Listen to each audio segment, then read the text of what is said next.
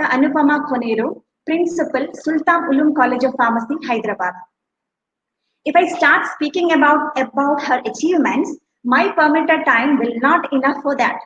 But still, I will like to mention few of them. Dr. Anupama Koneru is currently working as Principal and Professor of Sultan Ulum College of Pharmacy, Hyderabad. She completed her Bachelor of Pharmacy degree from JSS College of Pharmacy, Mysuru in 1990. In 1993, she completed her Master of Pharmacy in Pharmacology with distinction. She has been awarded with PhD from JNTU, Hyderabad in 2013. Dr. Anupama secured gold medal from Mysore University for topping exam with first rank. She has guided for about 8 to 10 thesis work for B.Pharm and M.Pharm students.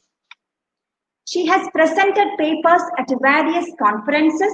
Among them are acute toxicity and antidepressant activity of Burleria cristata Linn in rodents at 15th Apticon 2010.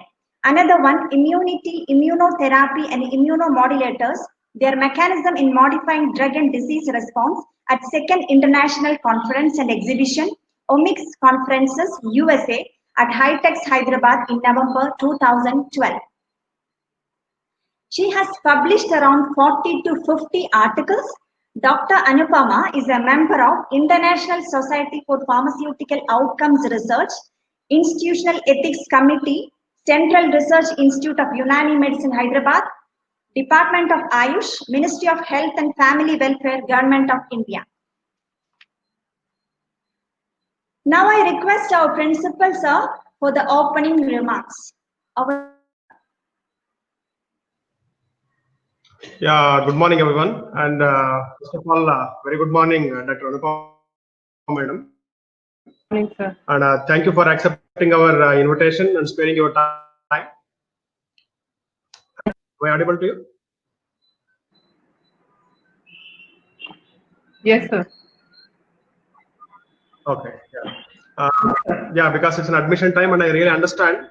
Because of the busy schedule, madam has joined this webinar.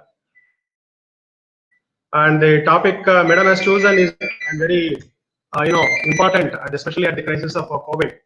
Stress is everywhere. Why only to the professionals? Everyone is having stress, including the infant, especially during the time. Hello.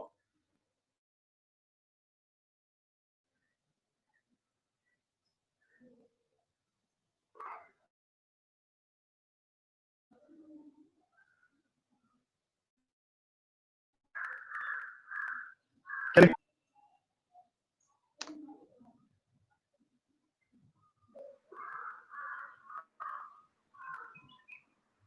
I think the internet connection is weak, sir. You can start, sir. We can hear you. Yeah. Just 1 minute.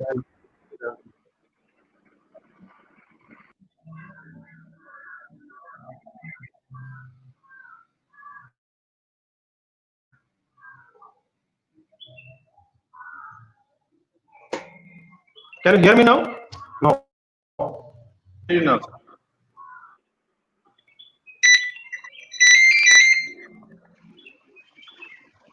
Hear you now.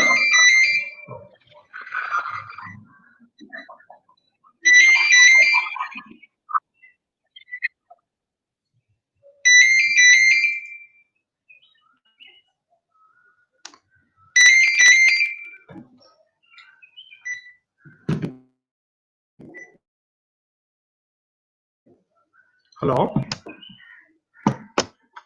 We can hear you now, sir.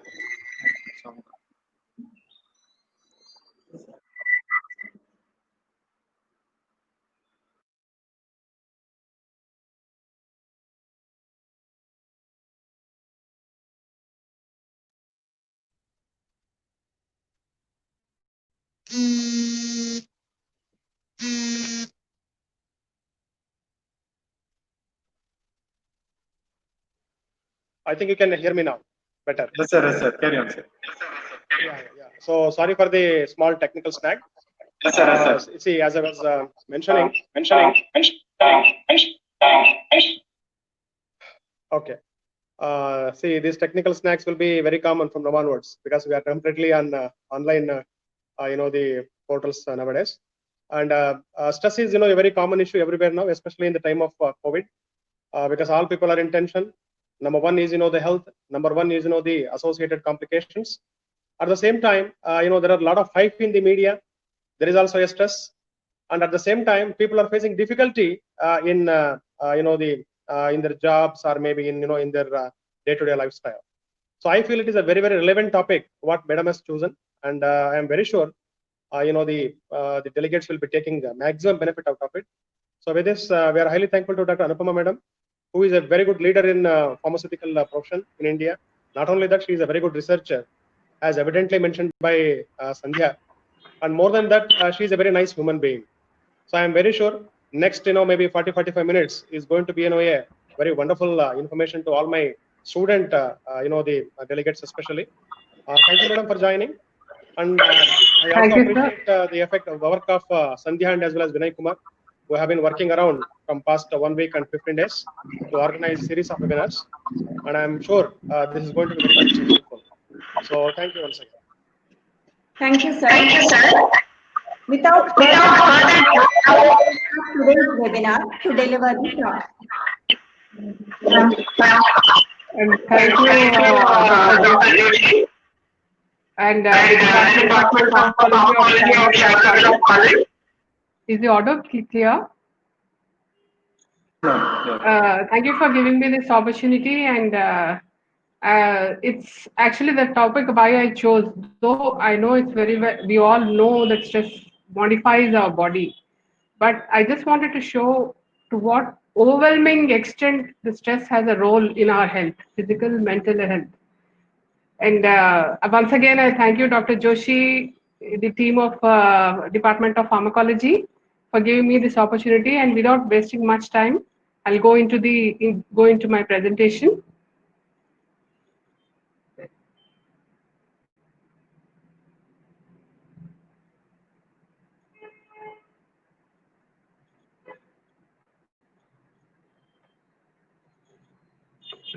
So this topic is stress and disease modification. How the stress is causing disease in our body, plus it is modifying the disease conditions in our body. And this is part of the webinar series conducted non-stop by Dr. Hanmita Joshi in this COVID pandemic. And I've seen him do continuously event after event. Hats off to you, sir, for doing so many webinars and on wide variety of topics. So going into this topic, so what is stress? It is defined as a state of tension that can lead to disharmony or threaten the homeostasis of the body. And how stress can be introduced into our body? There can be any burns, surgeries, infections, hypoxia, injury, noise. Everything can stimulate the stress, but that stimulations can lead to specific response like the tissue death, fester is sepsis, and acidosis. These are specific response for in all these things. But there are other non-specific and common responses like anxiety, fear, redisposition of blood, and also increased heart rate. So these are not directly related to the nature of the stimulus. So these are what are called as stress. So we can have burns, which will lead to necrosis, but it can also lead to anxiety. So what we cannot really specify, these non-specific responses are what we commonly call as stress. So coming to classification of a stress response. So a stress response can be psychological, physical, or psychological or socio-cultural. So it can lead to the physical stress or psychological stress. But there are two types of stress which are called as eustress and distress. Eustress is necessary for an active, healthy life. It increases mental and physical alertness and can enhance certain abilities. For example, before the exam, we will learn better, faster. That is called as eustress. But distress, if the stress response is excessive or prolonged, it may eventually result in disease. So, what is eustress is a useful stress, whereas distress is what should be avoided. So, in the overview of our stress process, first we will be exposed to stressful events, and then how we perceive, that is cognitive appraisal of those stress. Some may get, if exams are declared, some may get anxiety, some are very cool. So, this is all subjective cognition of what is happening, the exposure to the stressors. So, this can result in emotional responses like annoyance, anger, anxiety, fear, etc., or physiological responses or behavioral responses. So, as I said, some are very cool, but many are called as hot reactors. That is, people who react to stress with an all-out physiological reaction. And some people make it an excuse also to shout that they are under stress. So, these type of persons become angry easily, be anxious or depressed, urinate frequently, nausea and vomiting also experience nausea and vomiting, and also experience gastrointestinal problems. So is stress any physiological disorder? No, it is a psychosomatic disease. It is not just all in the mind. It involves both mind and the body. And a psychosomatic disease may be psychogenic or somatogenic. So at least 75%, if not more, of the doctors are believed to have a stress component. That is, when you go to a doctor, it is a common knowledge that there's what is called as white collar effect. That is, when you measure blood pressure at home, it will be 5 to 10 millimeters lesser than when you reach the hospital and the doctor checks your blood pressure. So any visit, it leads to produces some kind of stress. Nobody walks into a hospital very coolly unless you're just a family intern doing your internship duty and not a patient or an attendant. Then what is psychogenic stress? Psychogenic disease, sorry. A physical disease caused by emotional stress without a microorganism involved. So the psychology of the mind is causing changing the body's physiology. So examples are ulcers, asthma, etc. Whereas somatogenic is a disease that results from mind increasing the body's susceptibility to disease-causing organisms or natural degenerative processes. So the difference between the psychogenic and somatogenic is the emotional stress is leading to a physical disease.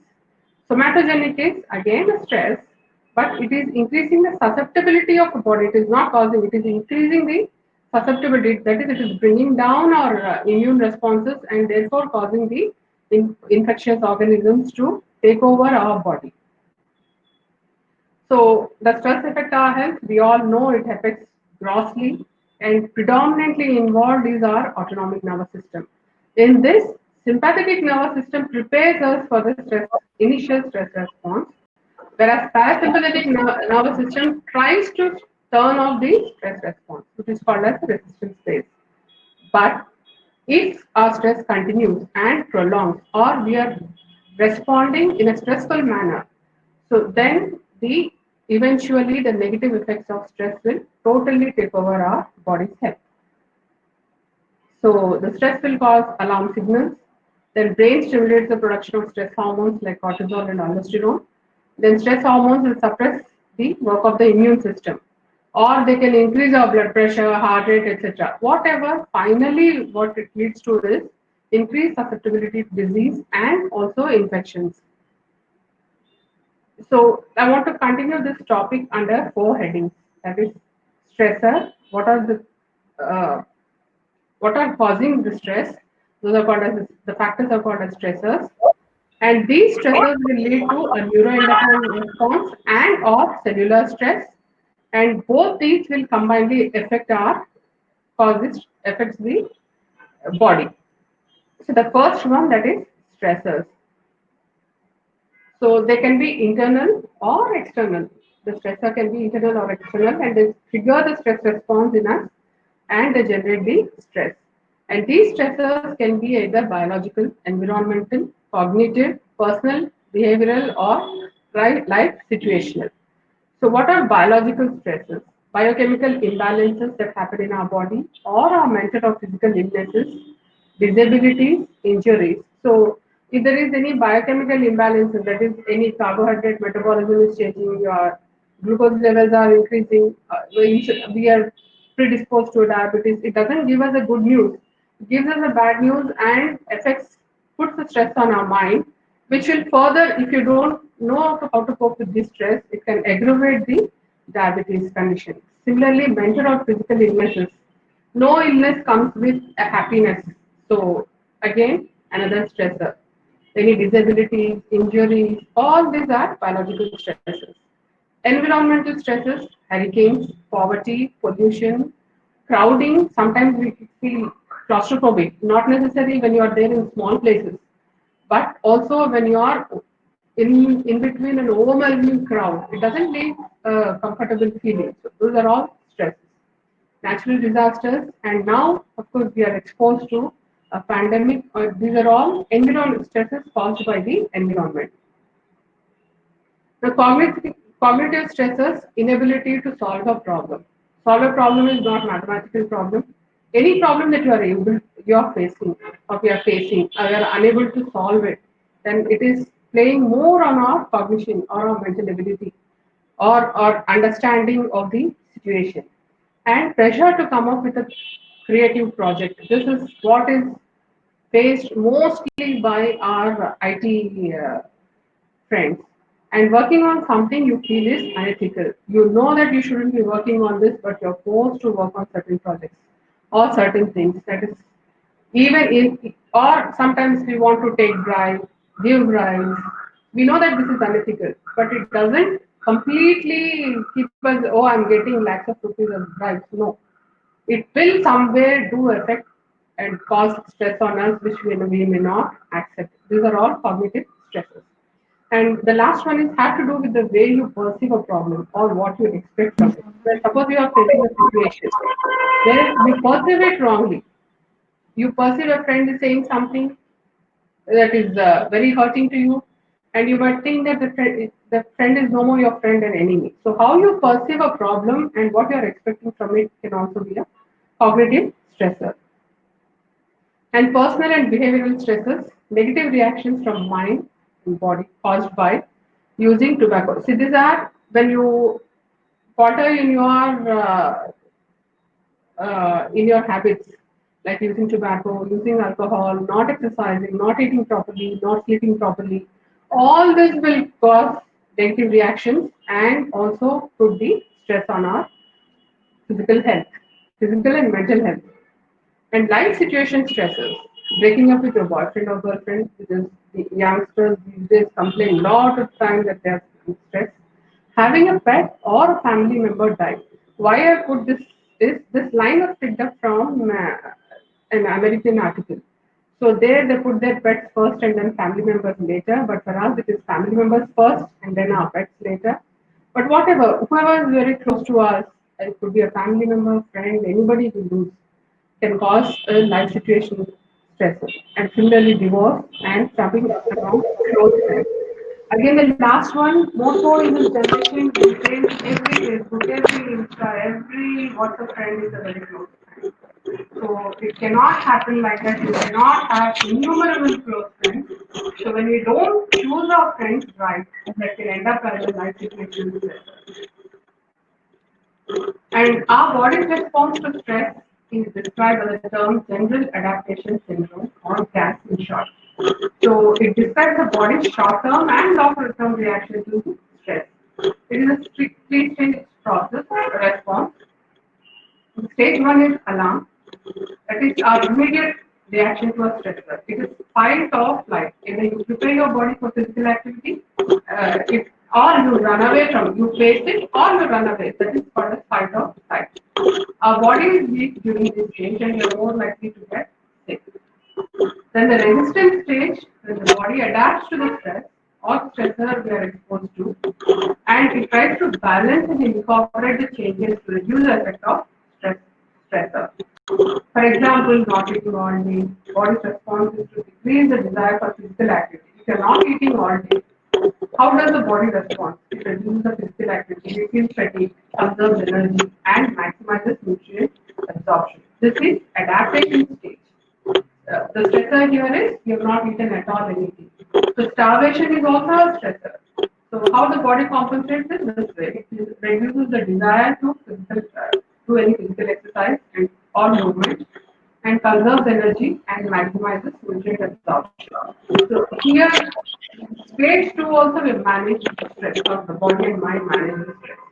But stage 3, the stresses continue, body resistance to the stressor has reduced, and in the long-term effect will lead to more susceptible to high blood pressure, heart attacks, or severe infections. So this is what happens in general adaptation syndrome.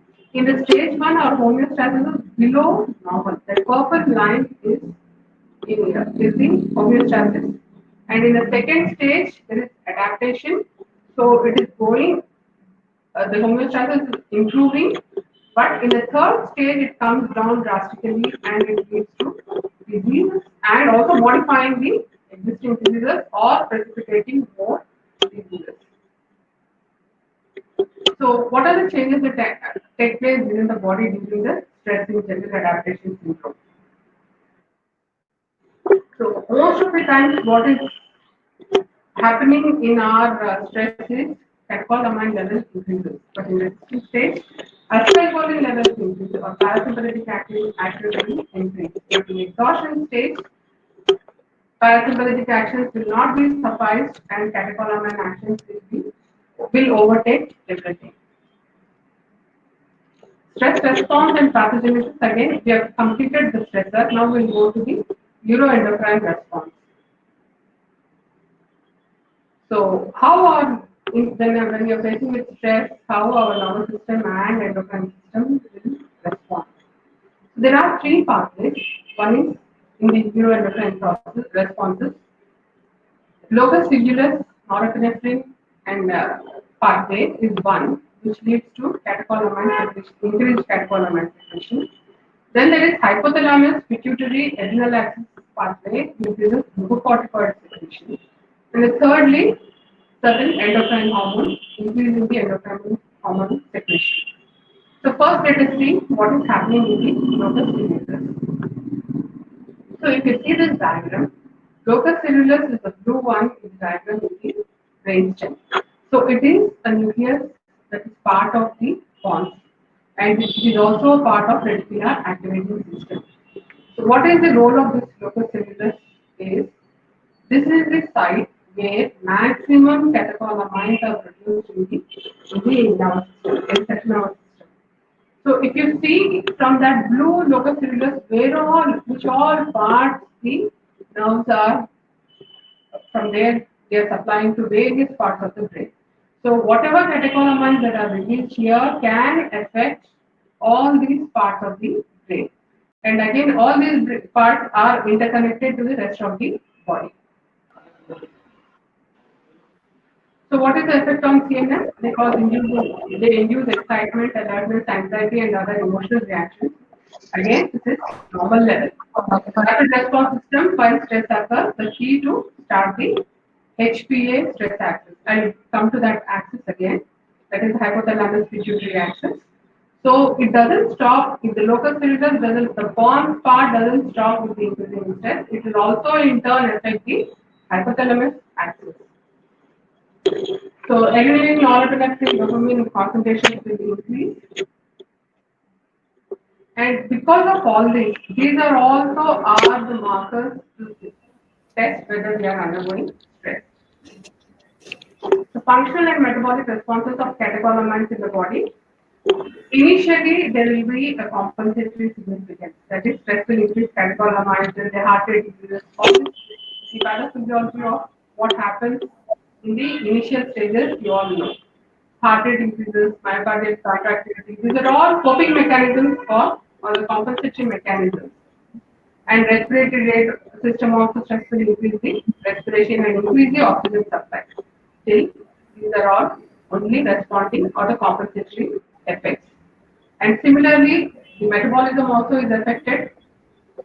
So insulin levels come down, but glucagon levels will increase and cause the release in breakdown of the glucose, glycogen into glucose, and meets the energy needs of the body. So these are all compensatory mechanisms and also increases certain hormones. But when this exceeds beyond the compensatory mechanism, the continual contraction of the vessels will lead to mucosal erosion and bleeding, vasoconstriction and heart rate leads to essential hypertension, increased energy consumption, and it will also lead to thrombosis. So, beyond the compensatory mechanism, what is happening is precipitation of various diseases in the body. The second pathway, that is hypothalamic pituitary adrenal pathway. So the hypothalamus, we all know it is the hub of regulating the entire body, and which regulates the pituitary gland also, which again the gland which regulates the body. So this hypothalamus has paraventricular nucleus, which has neurons, which will the neuron supply to the posterior pituitary and help in releasing the oxytocin and also vasopressin. But that is about the nerve terminal that is producing that. But then what does the nerve body do? It releases into hypothalamic motor system ACTH or adrenocorticotropic releasing hormone and corticotropin releasing hormone, which will act on anterior pituitary and release the various hormones. So this is one pathway. The first one is locus coeruleus and noradrenaline catecholamic pathway, and the second is hypothalamus pituitary adrenal pathway. And at the end, what happens is because the adrenal gland will increase the production of adrenal medulla will increase production of catecholamines. So paraventricular nucleus will increase the corticotropin releasing hormone and pituitary, and which will release the. I mean, that's the pathway. But this is also acted upon by locus coeruleus, norepinephrine pathway, and also the hippocampus, campus amygdala and limbic system pathway, which is responsible for all our emotional reactions. So these are all, it's like a vicious cycle. One is affected, the other also gets affected, but at the end, all this will act in a cumulative way, increasing the stress response. So this is how they are interconnected with each other. And on the peripheral, so what we have seen is still now on the central nervous system. Now on the peripheral nervous system, they will increase the corticotropic releasing hormone, and then adaptation disorders will happen and lead to anxiety, depression, and loss of appetite. So what is the role of significance of increasing the glucocorticoids? Because the hypothalamus pituitary pathway increases the glucocorticoids. The compensatory significance is increases protein catabolism, metabolic mobilization of fatty acids from adipose tissue. All these are the compensatory mechanisms. But what is happening in the negative aspect of increased glucocorticoids? So it suppresses the immune response, growth retardation and behavioral changes, gonadal axis suppression, thyroid axis suppression, abnormal behaviors, and excessive protein breakdown, and negative nitrogen balance. All these are the stress continues and glucocorticoid secretion continues. ಮಾಡಿಸ್ಬಿಟ್ಟು ಈಗ ಅದೇ ಈಗ ಹೊಸದಾಗಿ ಬರ್ತಾ And ಇದಾರಲ್ಲ the third in the neuroendocrine ಇವರು ಹೊಸ ಮನೆಗೆ ಬರ್ತಾ ಇದಾರಲ್ಲ ಈಗ locus coeruleus is over. ಓ ನೀವೇನಾ Hypothalamus. ಓಕೆ ಓಕೆ ಅಲ್ಲಿ ನಿಮ್ಮಲ್ಲಿ ಇನ್ನೊಬ್ಬ ವೀಣಾ ಅಂತ ಕೂಡ And the third is ಇದಾರಲ್ಲ endocrine. ಓಕೆ ನಿಮ್ಮ ಮನೆ ಪಕ್ಕದಲ್ಲಿ ಕೂಡ ವೀಣಾ ಅಂತ ಇದ್ದಾರೆ Endocrine hormones that are I thought ಮಾಡಿಸಿ ತೊಂದರೆ ಇಲ್ಲ ಮಾಡಿಸಿ ತೊಂದರೆ ಇಲ್ಲ ನೀವು ಹಣ ಕೊಟ್ಟಿರಿ 400 that will adjust later. Vasopressin from the pituitary gland will increase the blood pressure. Cortisol will decrease the T lymphocyte production, which is very, very essential for our immune responses. And the thyroxine production will be increases, which will increase the heart rate, the motility, anxiety, blood pressure. So the other hormonal responses to stress, all these hormones will increase. They will have their own detrimental effect. There are certain hormones that they decrease also will have their detrimental effect. So the thyroid releasing hormone, stimulating hormone, T3, T4, their values are reduced. This is also a problem, and if the glucagon, growth hormones are increased, again we have a disease situation. So in short, about the neuroendocrine responses to stress. So it is not just the glands that are involved, the cortex is involved, hypothalamus is involved, the limbic system is involved, the brain stem. So it's, as I earlier said, it's a vicious cycle. So in this we have completed stressor, neuroendocrine response. Now let us see the cellular stress. How the cells respond to stress? How do cells adapt to stress?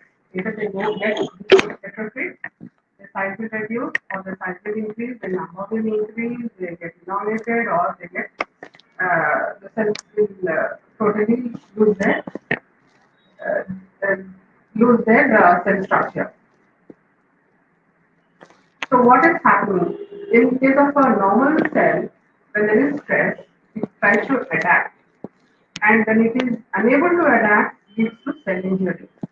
And if it continues, it leads to irreversible injury, and also leads to, then it will lead to apoptosis and cell death. So how does cells try to, how do they respond? They respond by producing what are known as heat shock proteins or compensating mechanisms and acute phase proteins. So what do they do? See, any stress can cause accumulation of heat shock factors. These are the factors which will stimulate the heat shock production of heat shock proteins, and which will unfold or unfold the proteins that are misfolded because of stress. Again, this is only compensatory mechanism in under normal conditions. But if the stress persists, then heat shock proteins also will fail, and the genetic changes also will happen. So this is about the acute phase proteins. These are quickly mobilized, non-specific, defensive response elicited in response to the post to infection, tissue injury, or inflammation, etc. This is acute. These proteins act for a very short while. They remove foreign bodies, necrotic tissues, inhibit free radical production, etc. Heat shock proteins are a class of functionally related proteins whose expression is increased when cells are exposed to elevated temperatures or other stress. This increase in expression is transcriptionally regulated. So those HSF, what I said, are transcription factors which will cause the release of heat shock protein. So the factors inducing any disease, infection, inflammation, exercise, exposure of cells to toxins, etc. Besides that, starvation, hypoxia, nitrogen deficiency, but that is mainly in the plants, or water deprivation. In all these conditions, HSP will take care for a while. And there are several types. They are divided, classified mainly on the molecular basis. So they act as intracellular chaperones for other proteins. They play an important role in protein interactions such as folding, assisting in establishment of proper protein, etc. So there are other pathways also in the cell that can lead to further destruction. So SGK is serum and glucocorticoid kinase 1, which is also known as serine or threonine protein kinase. So what it does, it can stimulate the nuclear factor kappa B in the nucleus, and depending on the level of stress, all these things result in. And in between, there are various other protein substances that are involved, like interleukin, vascular endothelial growth factor, etc., and result in the progression of the disease at the cellular level. So, how are metabolism affected at the cellular level? So, catabolism will increase and also will cause the stress hyperglycemia. And also changes in fat metabolism occur, and also in protein metabolism. And besides the normal cells, the cells of immunity are also affected by stress. stress can decrease our white blood cell count, which will lead to poor health. So we all know these take part in our immune response and protect us from various foreign agents, or it can be foreign antigens. It can be a microorganism or any other high, high molecular protein or a hapten bound for protein. So all those antigens, our body will respond if our immune system is functioning well. But stress will reduce our immune cells also. So this is how the normal cell or it functions and then memorizes when it is exposed to next antigen. So we have seen stressor, we have seen neuroendocrine response, we have seen cellular level, stress at the cellular level. Now let us see how all this will affect our body. So health effects of stress, short-term and long-term exposure to stresses in your life can lead to health problems. And they can be physical, emotional, mental and behavioral. So some physical effects of stress include headaches, diarrhea, insomnia, upset stomach, fits or nervous twitches, back pain, limiting ears. Emotional, frustration, nervousness, boredom, impatience, mood swings, low self-esteem and loneliness. Mental effects, there are again so many, obsessive thoughts, forgetfulness. So if we are highly stressed, we keep forgetting things. And then using sense of humor and perspective. So if you're stressed out, if somebody cracks a joke also, we react overtly and think that there's something cracked at my expense. So that attitude, all those negative attitudes prevail. And then behavioral effects of stress, either we don't eat or we overeat, compulsive talking, verbal or physical outbursts, using alcohol, caffeine and other drugs as an escape route, smoking, gambling, all these are not normal behaviors. Driving too fast or other high risk behaviors. So don't think that every driver who drives very, very fast is under stress, but they definitely put others under stress. How does stress affect, cause, manifest, or enhance all these conditions? Let us see briefly. So, if you see this picture, there is no part of the body that stress is not affecting. This is what I said in the beginning.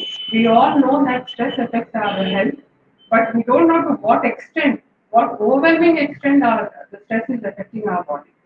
So, knowing, seeing all this, learning all this, it should be an eye-opener to us to how to cope with stress later.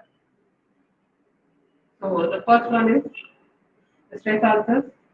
We know the ulcers are caused mainly by H. pylori, but the ulcers can also, the stress can enhance or accelerate these diseases. How? How the ulcers are produced? Because of ischemia, increased gastric acid secretion, increased glucose secretion, other factors, all this will increase the acidosis and bile acid and acid production. So this is the mucosal damage that is happening in the stomach or even in the duodenum.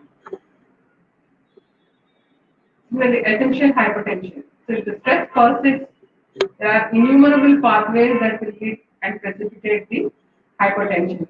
When you run or you exercise, blood pressure will increase momentarily. These are compensation mechanisms. But the persistent, if it is there, the hypertension precipitates, the stressors will only aggravate the condition.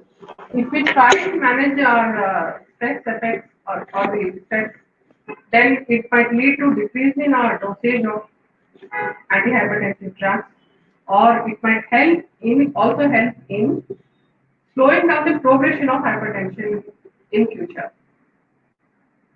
So hypertension, see, the first one is essential hypertension, and there is no underlying hormone. But the hypertension that is secondary to release of thyroxine, aldosterone, oxytocin, all these, or the thyroid dysfunctioning, aldosterone, increased aldosterone production, all this will also cause hypertension. So even these are aggravated by stress.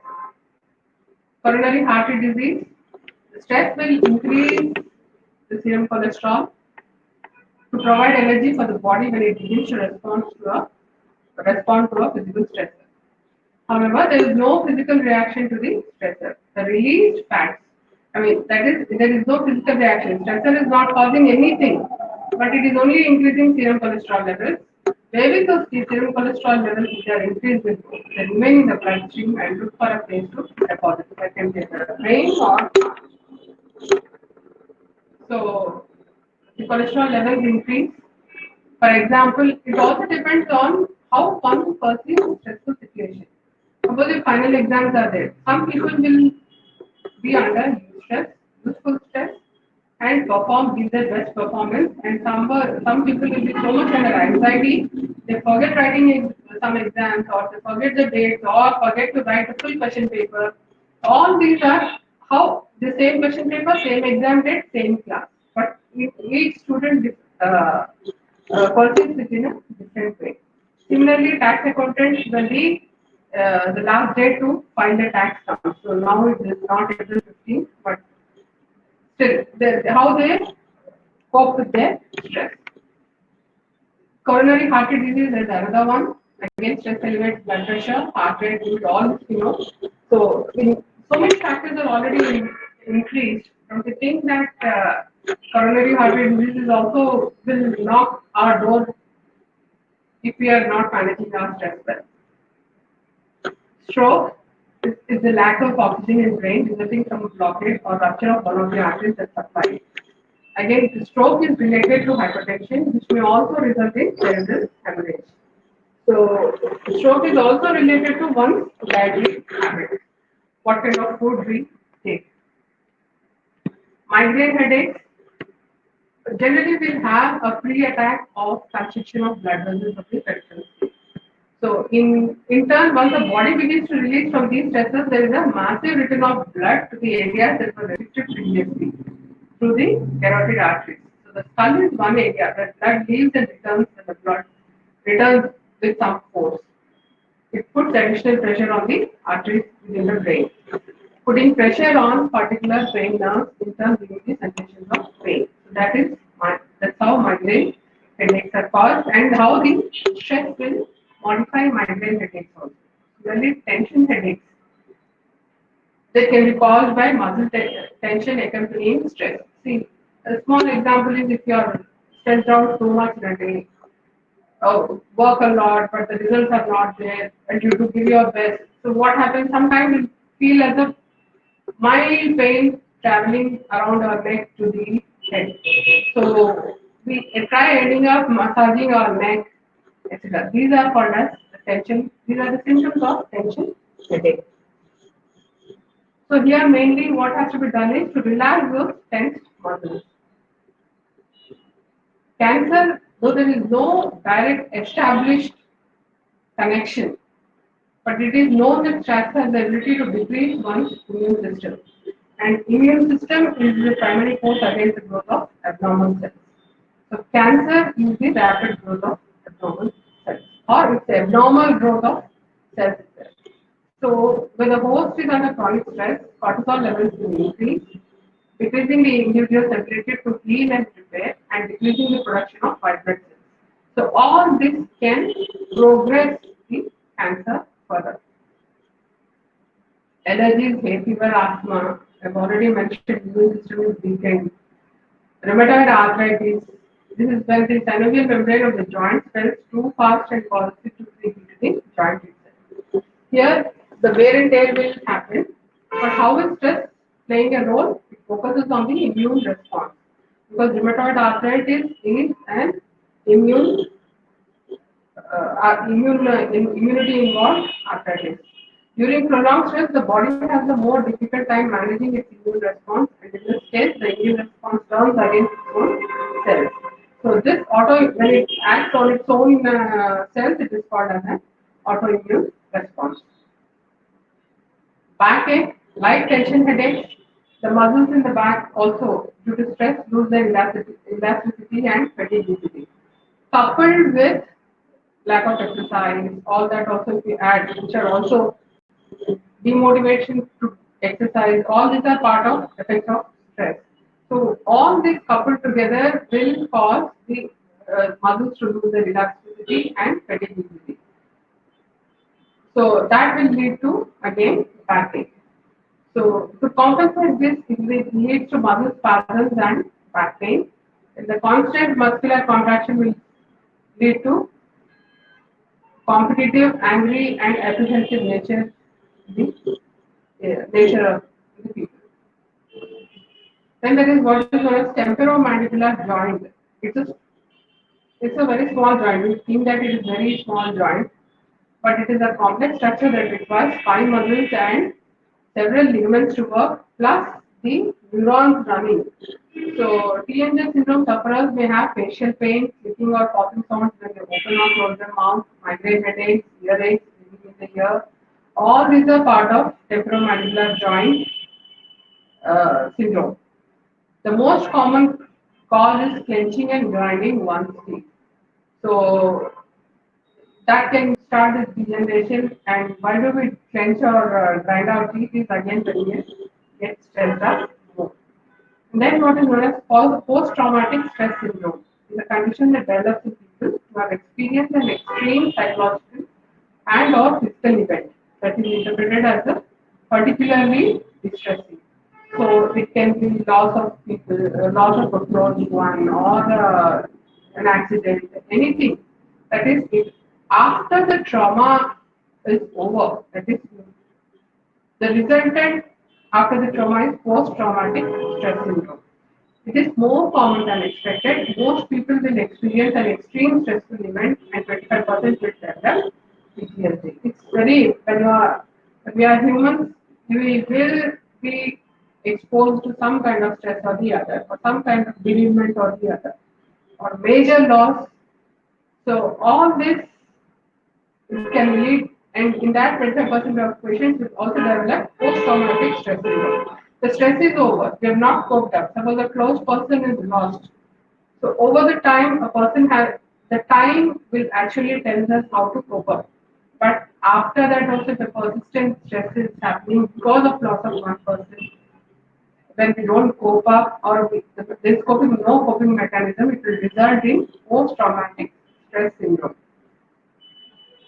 If we know that we are prone to anxiety attacks and or depression, then have a better chance of preparing ourselves for possibly traumatic events. Then comes the major now currently is COVID-19. COVID-19 is coronavirus disease caused by severe acute respiratory syndrome coronavirus 2, or sorry, there is a spelling mistake here. It is SARS-CoV-2. So this pandemic has brought with it a second pandemic, not of disease but of stress. We all feel stressed, as stress has added pressure. This pressure registers psychologically as worry and anxiety, while the body responds with stress hormones. The overall stress response is designed to be a short-term reaction, but when it persists, however, it enters into mix of threats posed by COVID-19. We have already seen that immune response will come down.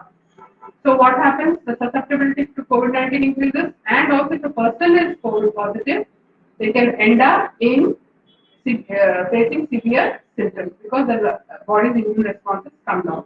We have also seen that if a person is diagnosed with COVID, or if somebody says these symptoms are similar to COVID, what a person is facing, then we have seen that lot many people committed suicide or the pandemic because of the lack of opportunities, lack of income also caused a lot of stress. And again, we have seen families committing suicide or the family heads committing suicide.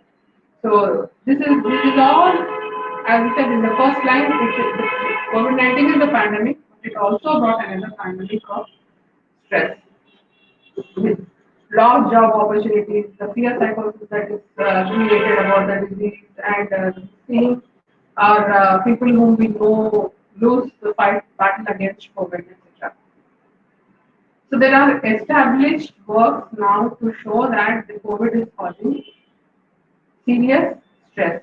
So this publication, this paper shows what explains higher COVID death rate among doctors.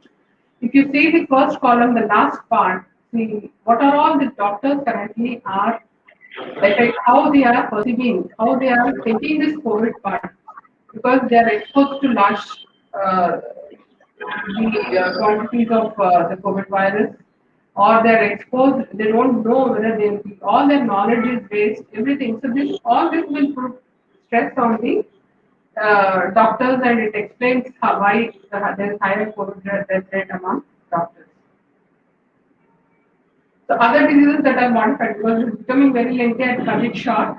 The major predominant one is skin diseases. If you ask a homeopath, they'll say, or a skin specialist, they'll say all your skin diseases are because of the underlying stress. There is skin allergy, there is eczema, psoriasis, etc. The first thing they advise is reduce your stress. It is easier said than done, but still, all skin diseases, somewhere they'll have their either in disease progression or intensity of the symptoms, stress plays a major role. Psychological disorders, we all know, anxiety, OCD, compulsive disorders, depression, mania, bipolar, these are all aggravated by stress. Alzheimer's, muscle weakness or fatigue. So there is no part that is, there is no disease that is left by, that is not modified by stress. So now we understood that it is not going to, it is every cell in our body, every organ in our body is getting affected by stress. And these days, we see a lot of youngsters saying, even a kid says I'm stressed, I'm bored. So what is very important is how we manage our stress. So first thing is, we have to learn to conquer our stress by taking sufficient rest. Exercise or yoga, talk to people or friends. Mind you, again, every Facebook, every WhatsApp, every social media person is not your friend. Organize our life. See, if we have to plan what are our financials, how is our health, or what time do we have. We have to properly organize everything, manage our anger, be flexible. Shouldn't be very stubborn that if I want this, this should happen. No, it cannot happen like that. We have to be very flexible. Take charge of our life. Do things which we love to do, whether it's painting, music, art, something. But don't say that I love to steal things or I love to do something that harms others. No, it will not leave. You might love, but somewhere in here, sometimes will not be very happy with it.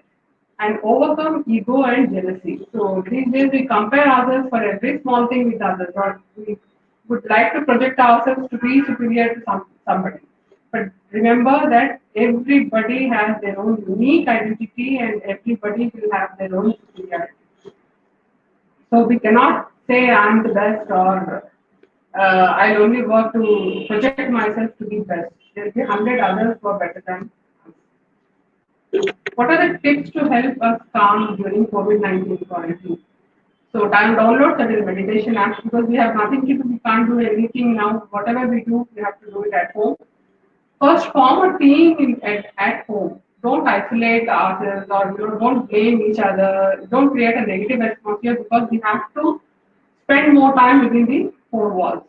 So we have to make it as positive as possible and have video check-ins with high vibe people. That is only those with positive vibes, not those who will only. And this video chatting also need not be important that how when I project myself, that is I'm intellectual, I'm well dressed. No, have something people who care for you as you are, not because of what you're wearing or what you're showing. And turn off the news for a little while, as Dr. Joshi said in the beginning. News channels are feeding us so much wrong all the time, or to increase their TRPs, how much they create negativity. So turn off the news channels for a little while. Get some fresh air, exercise, and do something creative, like whether it's painting, gardening, anything that just and also beyond this, just see that you make somebody smile. So I said so much about meditation. So there's one very well-known saying. You've not seen her, but it is a very common that Buddha was once asked, "What have you gained from meditation?" He replied, "Nothing. However, let me tell you what I've lost. Anger, anxiety, depression, insecurity, fear of old age, and death.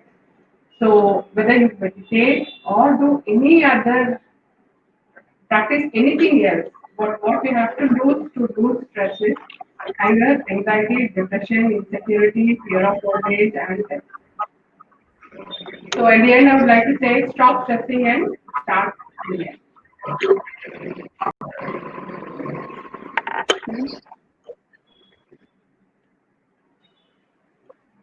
Thank you, ma'am. It was really informative and timely during this pandemic stress period. Now it's time for interactive session, ma'am. We have few questions. Yeah, please. First question, does stress create gene mutation? Yes. Yes, as I already said in the heat shock proteins, etc., and also the SGK1, these are all gene pathways which will mutate our proteins, and we all know what is the genetic role, gene role in causing the diseases. So what genetic modifications happen? So the stress will enhance all those with the involvement of neurogenic pathway and also endocrine pathway. It will cause genetic modifications. That's how diseases are precipitating or progressing to worse very faster. Okay, ma'am. Second one, does stress lead to development of autoimmune diseases? Yes, I already mentioned rheumatoid arthritis, autoimmune diseases, SLE, all these are aggravated. Wherever our immune response, whichever disease where our immune response is reduced, the autoimmune disease will develop or worsen faster. Okay, ma'am. The third one, you already explained. Does stress during this COVID-19 pandemic aggravate the symptoms of other diseases like diabetes, hypertension? Yes. Without pandemic also they will progress they cause those disease progression. With pandemic, because the pandemic itself is causing its own stress. Okay, ma'am. Thank you, Dr. Anupama, for your valuable time for us. Now I call on Mr. Vinay Kola, Assistant Professor, Sarda Vilas College of Pharmacy, to propose the vote of thanks.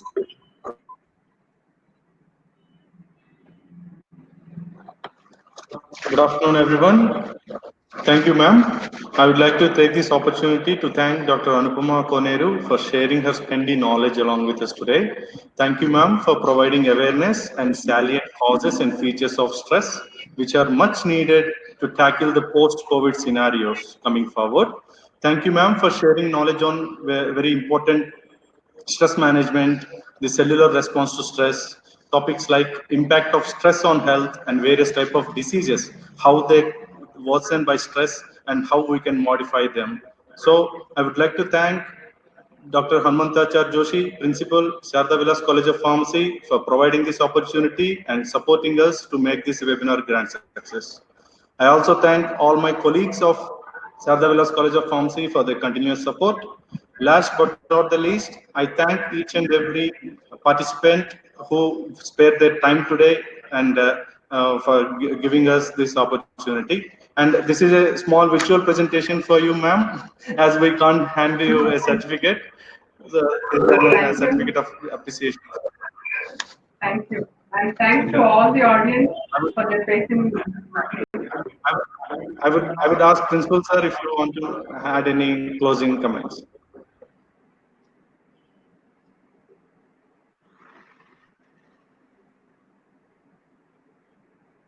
Okay. Here we come to the end of the session. For each and every delegate, certificates will be provided through a feedback form to their emails. Okay. Thank you. Thank you, ma'am. Have a good day. Thank you all. Thank you.